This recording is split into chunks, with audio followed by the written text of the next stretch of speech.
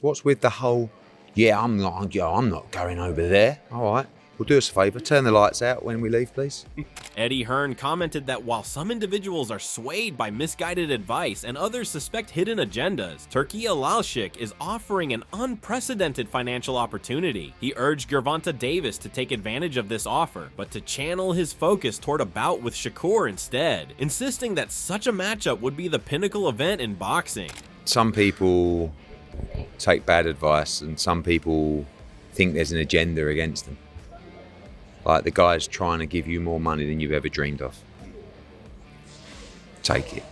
But fight Shakur instead.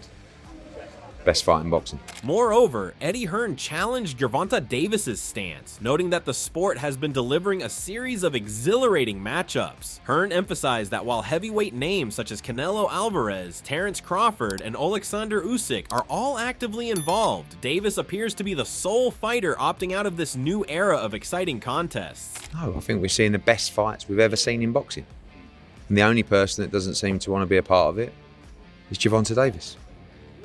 Canelo does, Terence Crawford does, Usyk does. Tank Davis clarified that his reluctance to fight is not about avoiding a bout, it is about how he has been approached. Speaking on the upcoming Riyadh season and comments by Turki Alalshik, Davis recounted that when he was told he'd face Devin, he fired back saying, if Devin is your guy, you gotta pay me extra, cause I know what I'm coming there with. I gotta get the knockout, if not, you guys are gonna give the decision to him. It's not that, but they came at me wrong the first time they ever came at me, which they said I will fight Devin. And then when he was saying like Devin was his guy, so I'm like, if Devin your guy, y'all gotta pay me now, extra, like, cause I already know what I'm coming over there. You feel me? I gotta get the knockout. If not, y'all gonna give it to him. So that's what made me like, oh yeah, I see what's going on. Moreover, Tank Davis declared that unless he is compensated with 2 or 3 Ferraris, there is no reason for him to travel to Riyadh and engage in a fight, stating that the current offer simply is not sufficient. Give me 2 or 4 or 3 Ferraris. If not, ain't no point in me going over there for. Y'all got the money to do it.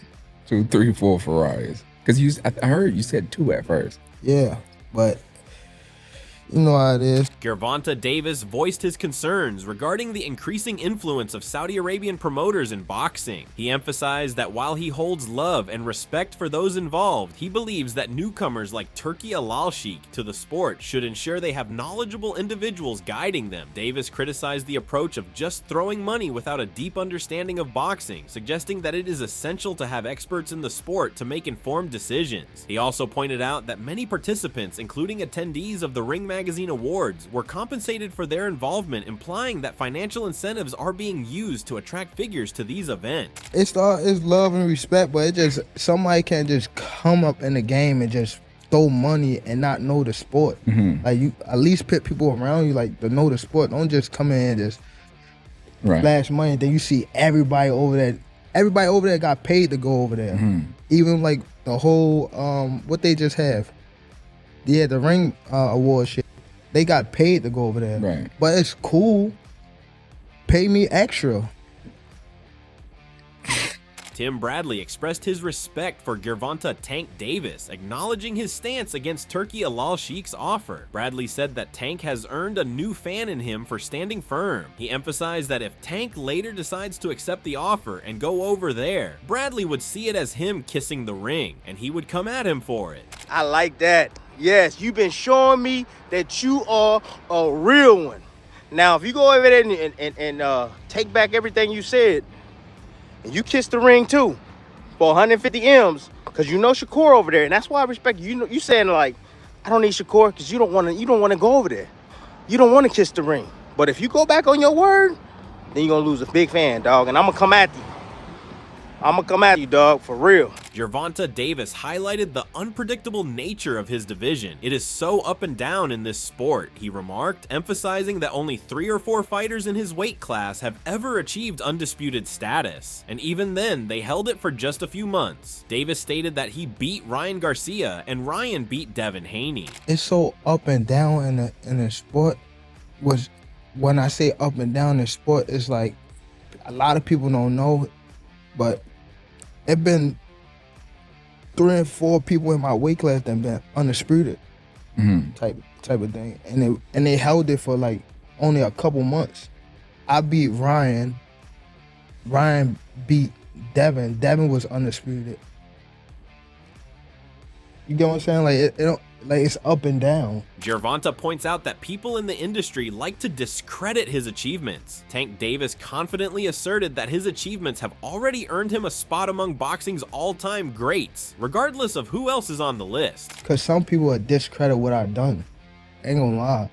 My influence, my everything in the sport, just that alone. Even coming from where I come from is Right. like, you feel me? I feel like I'm already up there with whoever, like Floyd Mayweather, Sugar Ray Leonard, all them people. Far as like where I come from, Right. not even like, you know.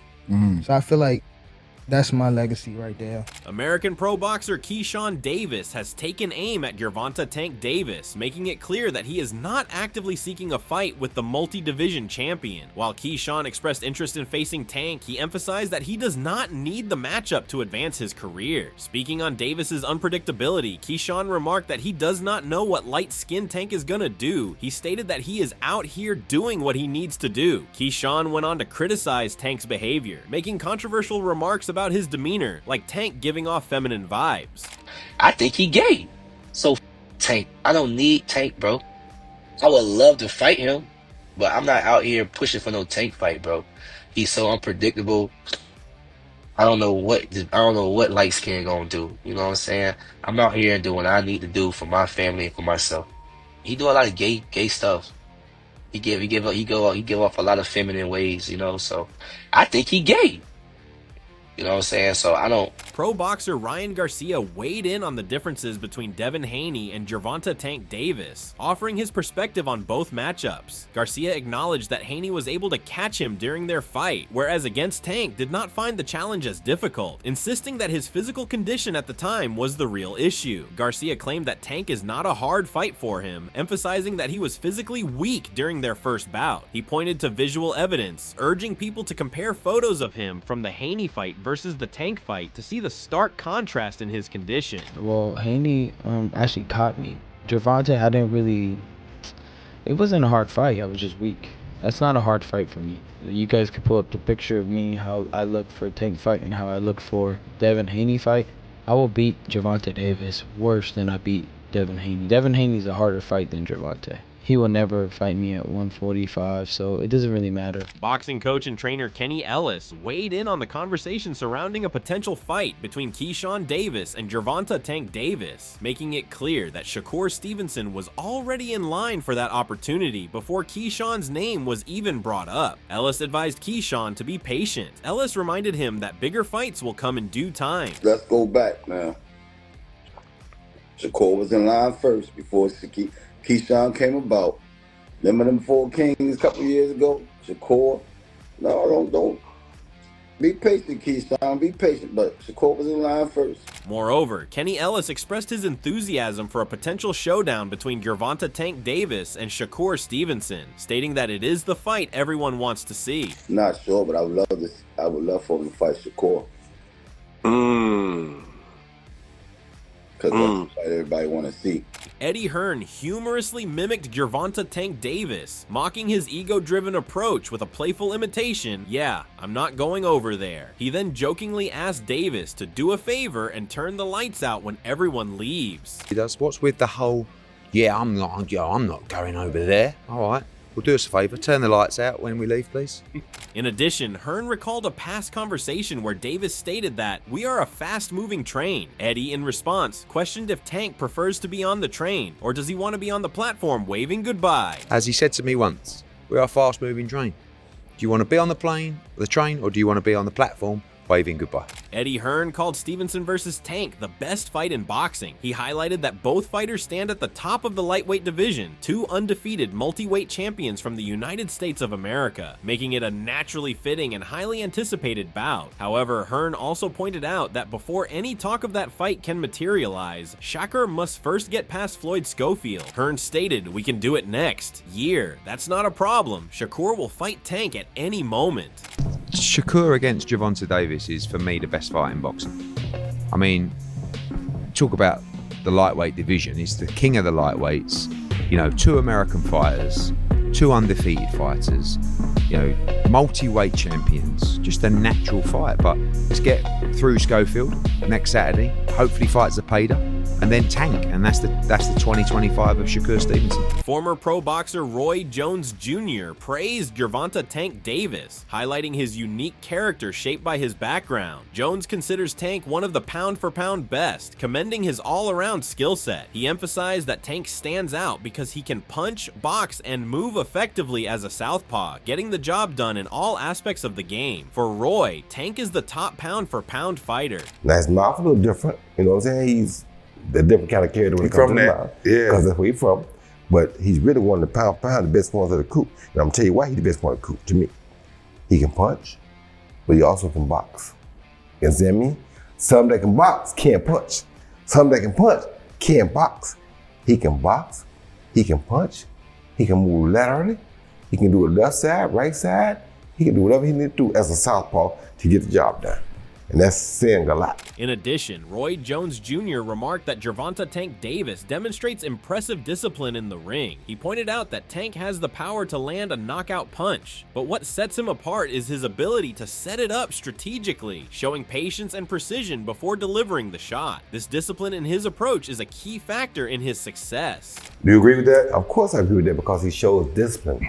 Discipline enough to have, he got enough shock on his punch, but he knows how to set the punch up before he does it. He's patient enough to set it up before he does it. He looks at it a few times to make sure he got it. When you know he got it, boom, he get it. That's a real chess player in the boxing ring. That's the most deadly kind of guy in the world, besides a Mike Tyson type guy in boxing. A guy that can play chess in that boxing ring is a killer. Shakur Stevenson responded to Gervonta Tank Davis's remarks, acknowledging Tank's abilities as a fighter, calling him a hell of a fighter, and expressing admiration for his boxing skills. However, Stevenson pointed out that when Tank claims Shakur has not done much for boxing, Shakur stated that Tank should take a moment to look in the mirror. Stevenson questioned what Tank has truly accomplished, noting that many of the opponents Tank has knocked out were on weight drain clauses, which may have looked impressive to the public but did not reflect the full picture. As a fighter himself, Stevenson emphasized that he understands the nuances of the sport and believes Tank has been carefully selecting less talented opponents to face in the ring. What he does with his talents is amazing to see.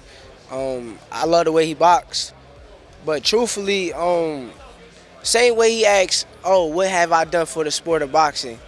I think he should look in the mirror and ask himself the same question, because it's like, what have you done? Even the guys you knocked out, they all been on a weight clause, weight drain. It looked good to the public and to the people that don't know.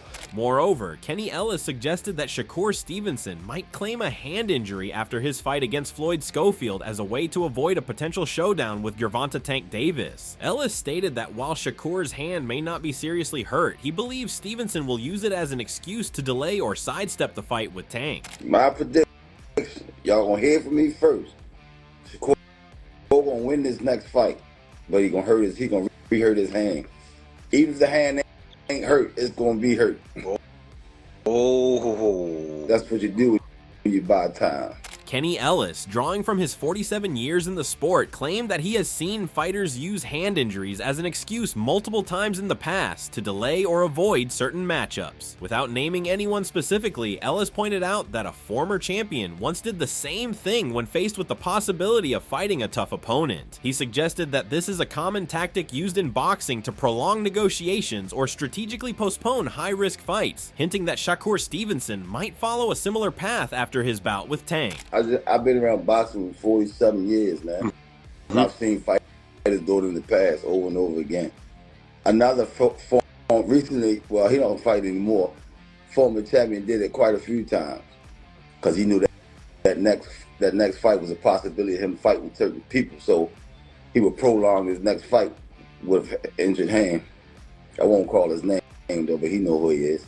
Boxing trainer Greg Hackett weighed in on the situation between Gervonta "Tank" Davis and Turki Alalshik, noting that anyone who understands the business side of boxing can see how this scenario plays out. Hackett stated that while Tank has no ties to Turki, the situation is ultimately about good business. He pointed out that Turki may want to bring Tank out, but Tank has made it clear he is not interested. However, Hackett believes that despite their differences, both Tank and Turki will eventually come to a mutual understanding and work together in the end. If anybody know how business works, they know how the game works. You know what I'm saying? And people say I don't understand business, but it's just good business.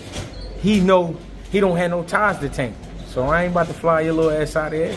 I mean, have some fun with us. You know what I mean? Eat some of this lamb and all that. But Tank, like, out there. Like, you know what I'm saying? Tank is a man that's gonna stand on his. Turki gonna stand on his.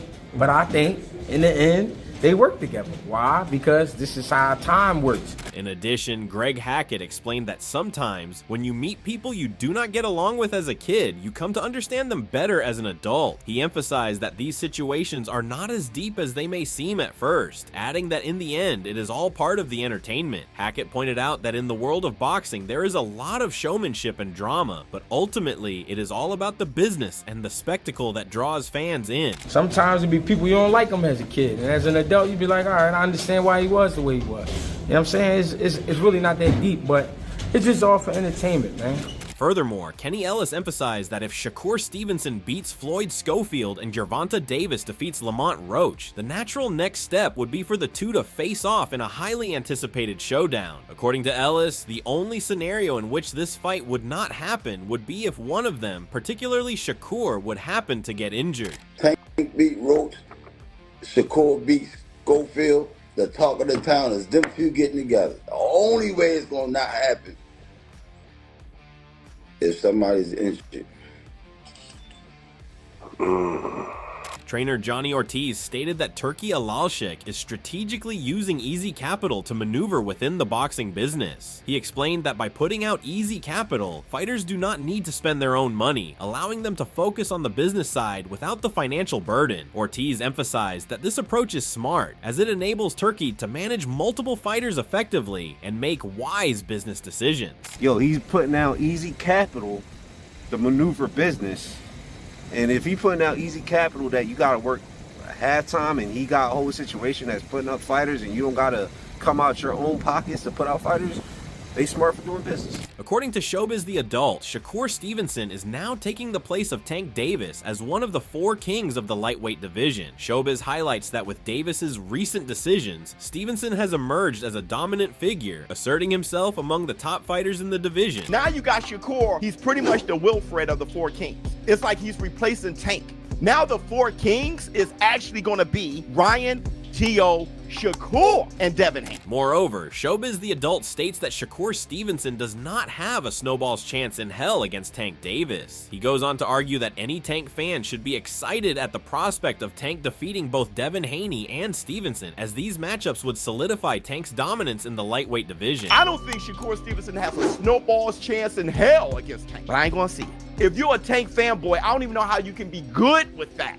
How could you not want to see Tank whooping their asses? In conclusion, the ongoing drama and dialogue surrounding the potential matchups in the lightweight division highlight the complexity of boxing as both a sport and a business. If you enjoyed this video, consider giving us a like and sharing it with a fellow boxing fan. To stay updated with the latest news, subscribe to Boxums and press the bell icon so you do not miss a beat. We'll see you in the next one.